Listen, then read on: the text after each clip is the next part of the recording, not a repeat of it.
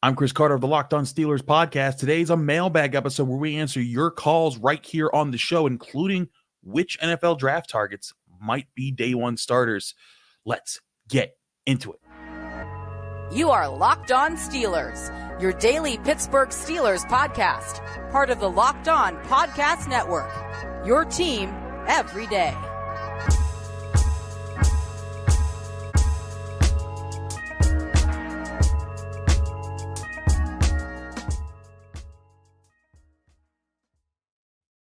Hello and welcome to the Locked On Steelers podcast. I'm your host, Chris Carter, bringing you your daily dose of all things on the Pittsburgh Steelers. As always, you can find the show on your favorite podcasting apps and on YouTube. Like this video if you enjoy it. Subscribe to this YouTube channel to get all of your daily Monday through Friday episodes, as well as our bonus content. We thank you for making us your first listen every day because we're your team every day. And today's episode is brought to you by Game Time. Download the Game Time app, create an account, and use code LOCKEDONNFL for $20 off your first purchase. More on them later. All right, fans. Now, I want to get into this with you guys because I have to make an apology to start this show. I haven't been answering you guys' question on the mailbag because we were so wrapped up in all the craziness of free agency and then keeping up with the draft and trying to get draft breakdowns for you.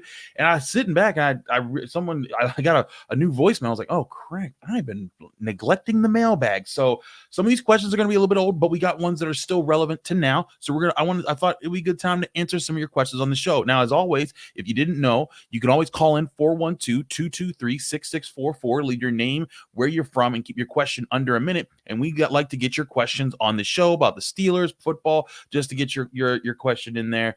Thanks to everyone who does call in all the time. Sorry we haven't gotten to some of your calls. So if you're one of those people who's been leaving voicemails, maybe you'll get about to hear your question on the air. We start off with Ben from Florida, who asks what I think is a very relevant question when we're talking about the draft. Here's Ben. Hey, Chris, this is Ben. I grew up in Pittsburgh, went to Pitt, and moved on down to Florida. Still love the team. Just wanted to see what your thoughts are on a first, second, and third round pick that could start for the team day one. Mike Tomlin has a history of resting first years. I want to see if there are any players in days 1 or 2 of the draft that you think would start right out of the gate. Of course, if they win the job in training camp. Thanks for your time. Love the show. Have a great day. Bye. Thank you for your question, Ben. And it's a great question to lead us off here. And again, remember, you can call in like Ben and get your question on the show at 412-223-6644.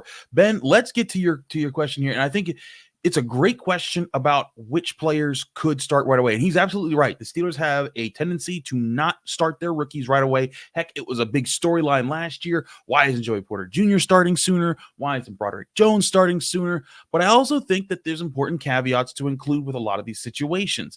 They do start guys when they are clearly the number one guy. Najee Harris walked in, had a job right away. George Pickens was getting used pretty early when he got to the Steelers. But to his point, it's not a given that if they pick someone in the first round that they're going to be the starter right away. And I think that there are a few scenarios and a few players who might work for this because of just how the Steelers roster is constructed. For one, I want to lead with this point here. I don't think cornerback is one of those positions. Even if they end up getting Terrion Arnold, Nate Wiggins, Quinion Mitchell, or Cooper G, like any of those top guys, I don't think it's a guarantee. Now, I will say this about Joey Porter Jr. People forget about Joey Porter Jr. Part of the problem was he got hurt in the middle of training camp and missed a decent chunk of it. And I think had he not gotten hurt, we probably would have seen Joey Porter Jr. a lot sooner than we did as him getting starting time for the Steelers. But even that being so, he was out there quite a bit after I'd say like 3 or 4 games or so this past year. So I think that corner is the one position because you have Joey Porter Jr. and Dante Jackson's a starting corner in the NFL. The only way that I think just a cornerback would start right away in Ben's situation here is if it's a slot corner because the Steelers don't have one there, or a person who's flexible. And I think the top person for that is Cooper DeJean, who, by the way, ran a 4.43 at his pro day on Monday. His draft stock might have just jumped up and he might not be there at 20, which again, it's fine for the Steelers. There's plenty of options that'll be there, but he's a guy that I think could be a plug and play type of guy if they wanted to line him up in the slot and how they wanted to do that. But let's look at other positions where that could absolutely be the case. Now, center is the easy one, right? Because the Steelers don't have a center. So by default, if they pick one of these top guys, Jackson Powers Johnson out of Oregon, Graham Barton out of Duke, Zach Frazier out of West Virginia, or Cedric Van Pran out of Georgia, any of those 4 guys, I think, are the starter day one by default because they don't have an answer there right now. And I think that's where we have to just kind of like be like, okay, well, that's kind of just an obvious one there. But I don't think it's as obvious for other positions, because if you're looking at offensive tackle, for example, and you're thinking, well, anyone's better than Dan Moore Jr., and you want to get a right tackle so you can move Broderick Jones back to left tackle where he's supposed to be. I think that there are some guys that work for this. Like, for example, we know right now Amarius Mims is one of 2 players who has hit the Tomlin trinity, or trifecta, whatever you want to call it, where you got a formal combine interview, the Steelers top brass was at your pro day, and you were a top 30 visit. The only 2 so far to have that trinity right now is Amarius Mims, the tackle from Georgia, and Nate Clements, Nate Wiggins, the cornerback out of Clemson. And of course, we've known, I think it's a big trend. It's all but maybe 1 or 2 Steelers first round draft picks have been in that trifecta that we're talking about there. But again, as I pointed out when we talked about that, I think either yesterday's episode or earlier last week, there are a couple people who could be in line to also get that, and one of them is J.C. Latham, the offensive tackle out of Alabama. Now, I'll say this to answer Ben's question more on like which offensive tackles might be this. I think that if there's going to be a day one starter, it's more likely to be Talisa Fuaga, the tackle from Oregon State, or J.C. Latham, the tackle out of Alabama, or even Troy Fatanu, the tackle out of Washington. The one thing about Mims is that his lack of college experience, I think the Steelers could see as hey, we really need to get this guy up to speed. Plus, he's been dealing with nagging injuries and things like that. I think that those other 3 guys, or an Olu Fashanu, if he somehow fell down to the Steelers, if it's any of those guys that have extensive college experience, I see their transition being a bit easier and then being able to work in and be a better right tackle than Dan Moore, allowing Broderick Jones to go to left tackle, and that being the ideal situation to have an offensive lineman starting there.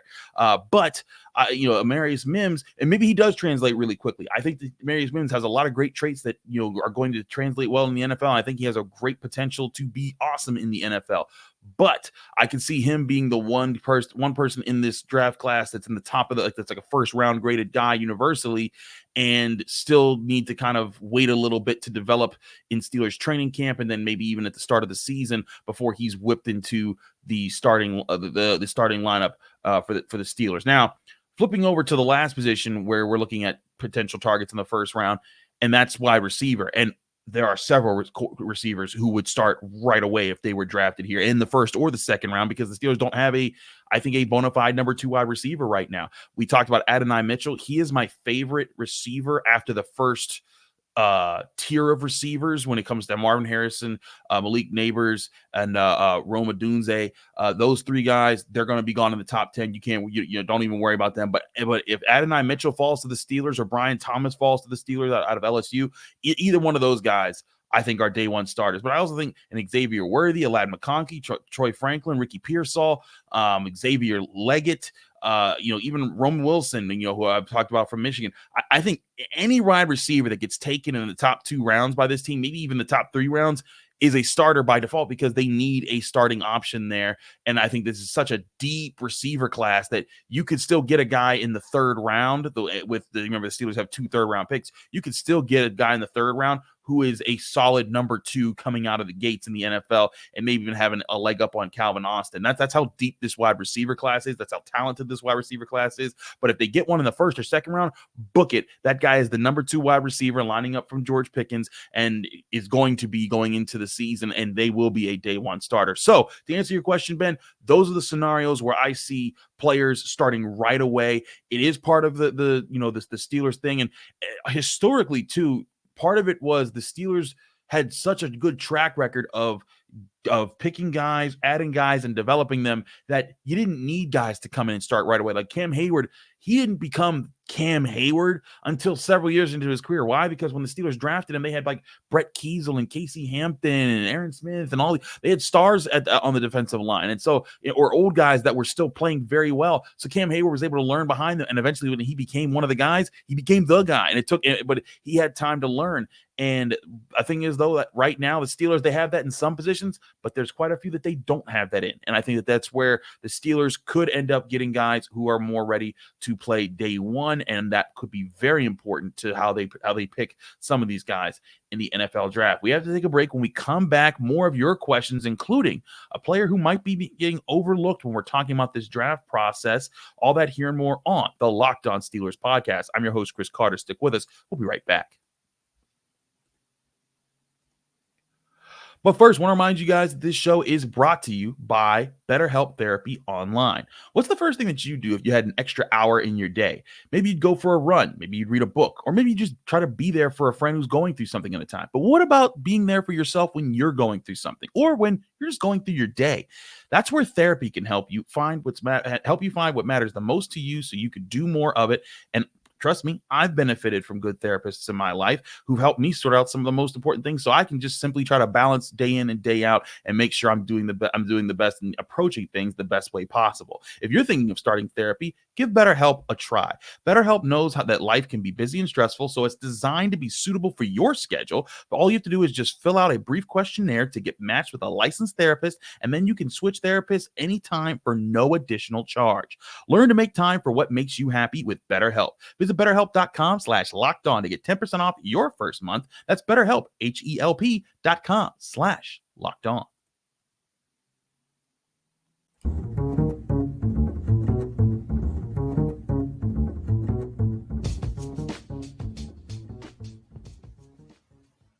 Back here on the Locked On Steelers podcast, I'm your host, Chris Carter. We continue our mailbag episode. A reminder, you can always call in to get your questions on the show, 412-223-6644. We'll try to answer your questions here. We do apologize for those who've had their questions kind of waiting for a bit, because it has been a minute here. But I wanted to get back to some of the questions here. We had a good question from Steve in New Jersey, who asks about one particular Steelers cornerback that might be getting overlooked. Here's Steve. Hey, Chris. This is Steve from New Jersey, and I was just asking to see, a long time ago, a lot of people thought really highly of Corey Trice. And I've noticed a lot on your podcast that you've been talking about, drafting the cornerback and the need at cornerback. So my question really is, has the ship sailed on Corey Trice since his injury, or is that something that might actually end up playing into the Steelers fans? Thank you. Love the show. Thanks, Steve. Appreciate your love of the show and appreciate you calling in. As always, 412-223-6644 to get your question on the show, just like Steve to hear. All right, so let's address a few things here. One, Corey Trice. If you don't remember Corey Trice, because he didn't play at all last season, he was the 7th round pick of the Steelers at cornerback. He was a guy that a lot of people, guys like ESPN experts, draft experts like Matt Miller, said that, man, that guy should have been drafted in the 3rd round. He's an absolute steal. He could really work out for the Steelers. Corey Trice also has a great build for a cornerback. He's a guy who he came in, he's long, he's physical, he can play. And there's things to like about him in his build and his tape in college as well. But he came in 7th round, suffered an injury, already had some injury history with him, and now the Steelers have to ask themselves, how do they want to handle the rest of this of this draft of this cornerback class? Because technically you could say, yeah, you know what, Corey Trice is waiting in the wings, and to Steve's question, are the Steelers overlooking him, or are we overlooking him and not talking about him? I've kind of talked about this with Alan Saunders on the show, but I figured it would be a good time to readdress it and remind people, I don't think the Steelers should overlook Corey Trice, but the problem is that you can't bank on him. I don't know if some of y'all remember all the drafts and everything, but maybe some of y'all remember a name, Senquez Golson. Senquez Golson was a playmaking cornerback the Steelers drafted in the 2nd round back in the early 2010s, maybe mid 2010s, but I think it was early 2010s, and he was supposed to be this playmaker, ball hawking dude. He had an attitude. He was a bad dude. He would shut down Alabama wide receivers. Like, he was going to be the guy. And then he got hurt in his first training camp, and then his second training camp. And then he never played a single down of even preseason football, I don't believe. And that was just bad luck for the Steelers. It was a bad pick just because he never got healthy, and there was no way to tell that was going to happen. You don't know if that's going to happen with Corey Trice right now. But if we look at the Steelers, at the Steelers depth chart, let's look at how the cornerback room is filled out right now. Your obvious starters right now are Joey Porter Jr. and Dante Jackson. But behind them, your guys are guys like Darius Rush and Corey Trice Jr. So you don't have answers there right away right now. But the whole point is, I think that you want to create a cornerback room where maybe one of those two guys, and again, Darius Rush, by the way, a 4th-round pick from last year by the Bills. It was practice squatted, and then the Steelers brought him in. Didn't do too great, but he also has a great build for cornerback. If the Steelers can hit on either one of those guys in developing them into a solid number 2 cornerback, great. But the point that we keep bringing up by looking at these 1st-round corners, these 2nd-round corners, these 3rd-round corners, especially ones that can play outside, is that you can't bank on Corey Trice until you see him be healthy and be out there. And if he does get healthy and get out there and play really well, awesome. Guess what? Then you have a good problem on your hands if you went and got another good cornerback to compete with him and Joey Porter Jr. Then you can have some positional flexibility at cornerback. And when was the last time the Steelers had that? That would do numbers for the defense. I think that would allow guys to flex more into the slot more and give you some matchup problems. You're like, hey, you know what? We're going to move these guys all around. We're going to have young athletic cornerbacks who can play aggressive. As something that the Chiefs have done very well in getting young athletic corners that were aggressive and developing them on their own roster. And then you get to trade away a L'Jarius Sneed and get, proper compensation back for him.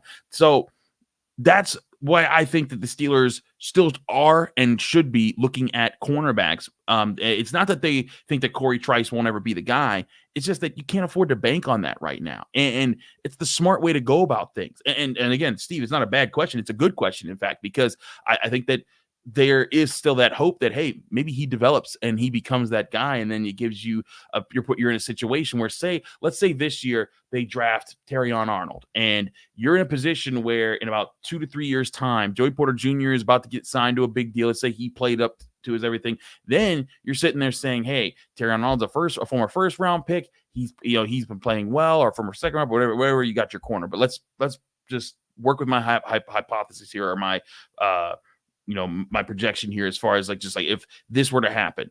Terrion Arnold's your number 2 corner next to Joey Porter Jr., but you know what? You're already paying Joey Porter Jr. Terrion Arnold's going to cost a lot of money, and you're paying all these other people. And Corey Trice is sitting there, and you know that he's really good, and he's been your backup for you guys. You can allow Terrion Arnold. You could even trade away Terrion Arnold, maybe get more draft compensation, and still have your number 1 corner in place. And if Corey Trice is ready, you could sign him for cheaper and have your number 2 cornerback in place. So I think that's kind of the plan right now is, hey, you know what? Corey Trice could work out. Darius Rush could work out, but neither of them could also work out. And you need to be prepared for that. I think that's why they went and got a Dante Jackson as a solid number 2 corner to have in case no one else comes in the draft that can take that position away. And then this also allows you a chance to say hey, you know what? If one of these guys develops, great. But if not, if you've drafted another guy, you're ready for that too. So I do think the Steelers will take a corner, maybe even 2 in this draft, maybe an outside corner and a slot corner. We've talked about even guys like Cam Hart out of Notre Dame, who I think would be really interesting fits for what they're trying to do in their secondary right now. But if you got a middle, that's the other thing. You could get, let's say the Steelers don't get a corner at their first 2-3 picks in this draft. Let's say they get one in the 4th round. You could have then a smattering of, say, a Cam Hart with a Corey Trice with a Darius Rush, and say, all right, we got a trio of young dudes who fit this bill. If we want, taller, more physical corners that can play in this system, play man-to-man, lock guys down, take top receivers away. It's up to one of you 3 to prove to us that you're the number 2 guy for the future next to Joey Porter Jr. I think it's a really smart way to go about it. I think it's what the Steelers are maybe even aiming for. From what I understand, the Steelers are they're looking for positions of value in the 1st round, and 2 positions of value that have 2 great classes this year are offensive tackle and cornerback. And I'd say, a 3 if you threw in wide receiver. So I don't think the team's overlooking Corey Trice, but I think that they're not banking on Corey Trice just ending up to be the guy. And let's face it, banking on guys to do things is not put this team in some great situations sometimes. And, then you end up, being kind of weak at a certain position for a while. And the Steelers do not want to be weak at cornerback. They want to make that a strong point to be part of the new core of this defense that's getting younger and getting new pieces, but still having the core elements to it that have made it a top 10 defense several times over the past few years. But We got to take another break. We come back, one more question to be answered, and it's about the center position. And there's another name that's been thrown in the ring. I'll give you my opinion on who that player is and how they would fit and what it means about the Steelers draft plans at center, all here at the Locked On Steelers podcast. But first, I want to remind you the show is also brought to you by Game Time. Game Time is the app that you can download right to your phone or the website, gametime.co, that you can go to buy tickets to your favorite events without it being stressful. Game Time is the fast and easy way to buy tickets to all your favorite sports, music, comedy, and theater events near you. They give you killer deals on last-minute tickets, and they have a best price guarantee that can't be beat. And you can start saving up to as much as 60% buying last-minute tickets for sports, concerts, comedy events, and so many other things. For example, if you're in Pittsburgh, Game Time is giving you great prices for the Penguins game this Thursday as they host the Red Wings in Pittsburgh at PPG Paints Arena, as Sidney Crosby's pushing the Pens to keep them in the playoff hunt. As well as you can get great tickets for PNC Park to see the Pirates, who have started out 8-2 and they're red hot. Also, check out Locked On Penguins and Locked On Pirates. We have great hosts in there, and Hunter and Ethan. They're doing a great job there as well. But there's also plenty of big events that aren't even sporting events coming to Pittsburgh. Like this summer, Kenny Chesney's always a big event. That's coming. Or if you want a more upcoming event that's right around the corner, Far Side, the classic rap group, is going to be at Mr. Small's Theaters on April 21st. So many options. Get to Game Time today. And again, they have a best price guarantee that can't be beat. If you find tickets in the same section a row for less somewhere else, Game Time credits you 110% of the difference. Snag the tickets without the stress with Game Time. Download the Game Time app, create an account, and use code LOCKEDONNFL for $20 off your first purchase, or go to their website, gametime.co. Terms and conditions apply. Create an account and redeem code LOCKEDONNFL for $20 off. Download Game Time today. Last minute tickets, lowest price guaranteed.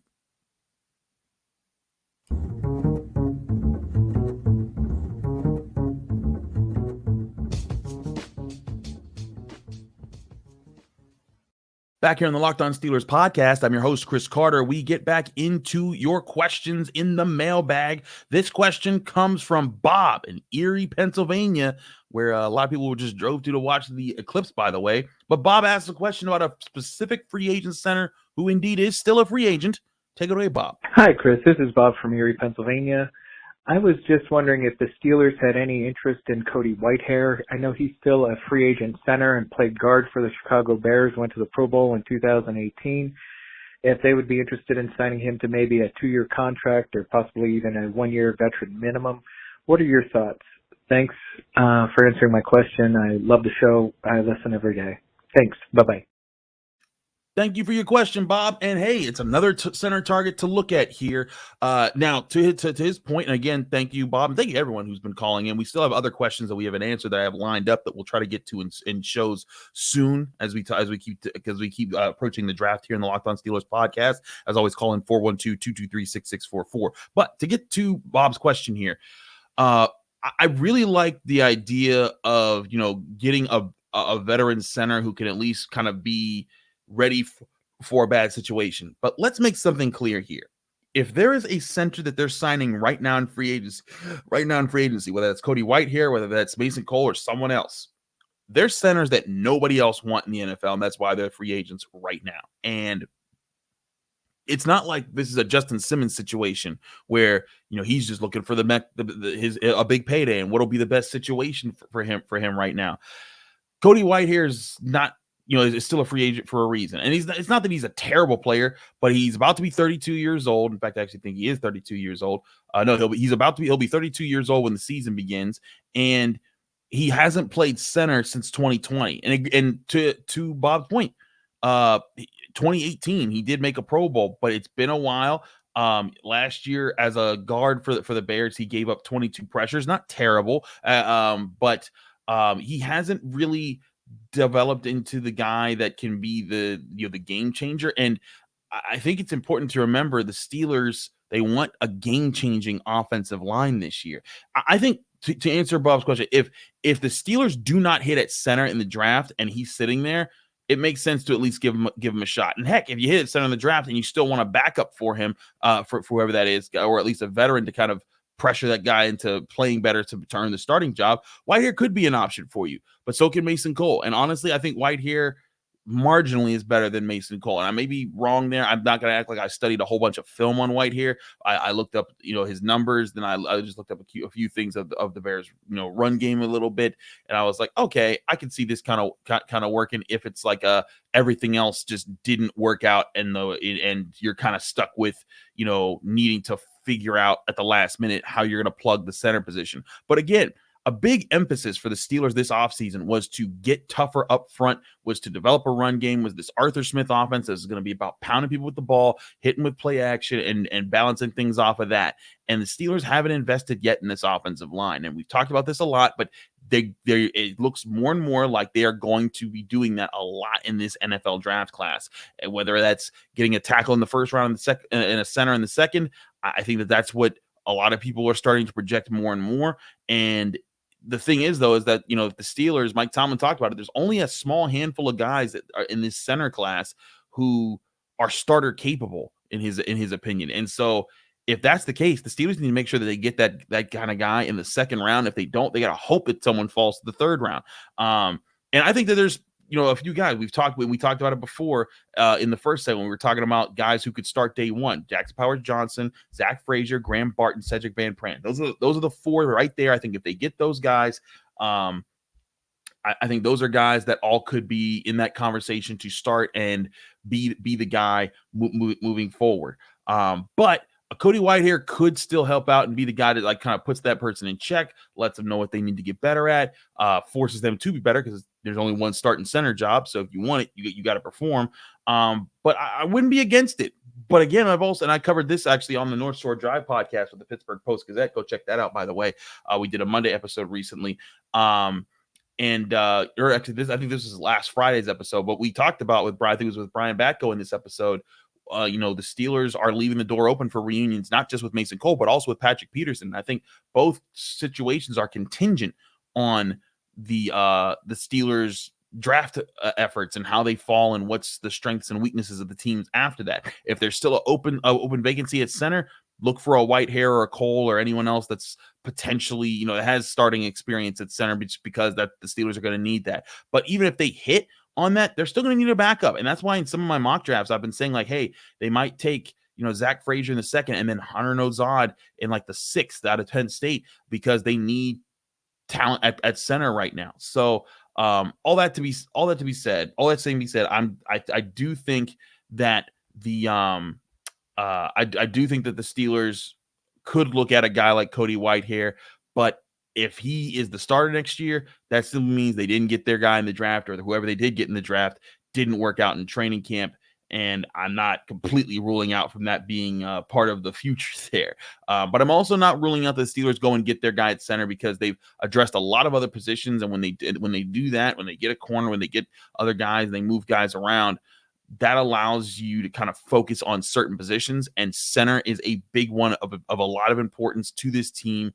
I think that's something that can't be overlooked and won't be overlooked by this team once the draft is there. And then if the draft is done and they still want some more help, maybe they'll go and they'll find a Whitehair. But until then, it's got to be about finding a way to get one of these centers on your roster, and most likely without using your first round pick. That's our mailbag episode here in the Locked On Steelers podcast. I'm your host, Chris Carter. Thanks so much for tuning in. Thanks everyone for calling in to your questions. Remember, you can call in with your questions at 412-223-6644. Leave your name, where you're from, and keep your question under a minute. We'll try to get you on the show, because we have a few other questions that we still haven't gotten to. We'll try to sprinkle them in throughout this week and maybe next week as well. Call in with your questions. We'll get you there. We're back tomorrow with more on your Pittsburgh Steelers right here on the Locked On Steelers podcast.